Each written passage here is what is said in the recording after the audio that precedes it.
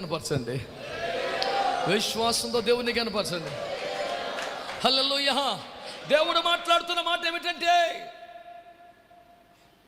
నేను బాలుడనవద్దు, నేను బలహీనుడనవద్దు, నేను చేతగానివనవద్దు, నాకు యోగ్యత లేదనొద్దు, నాకు అనుభవం లేదనొద్దు, నాకు సామర్థ్యం లేదనొద్దు, నాకు ధైర్యం చాలడం అసలు ఏమనొద్దు. మరేమనాలి?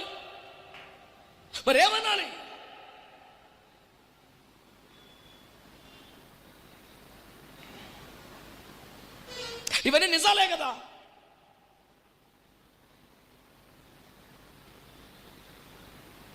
నా శత్రువులు నన్ను మించిన వారు అంటాడు దావీదు. నన్ను ఎవరైతే టార్గెట్ చేశారో వాళ్ళందరికీ నాకంటే ఎక్కువ బలం ఉంది. నేను చాలను, నా వల్ల కాదు.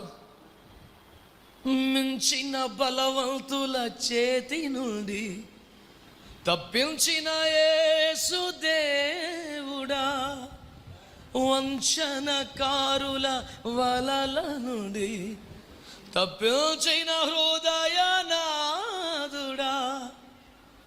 నిరాశలో నన్ను హత్తుకొంటివే, భయపడకంటివే,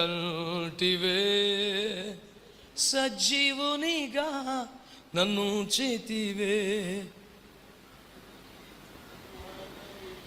నన్ను ఆదరించితివే, ఎరిగియున్నానయ్యా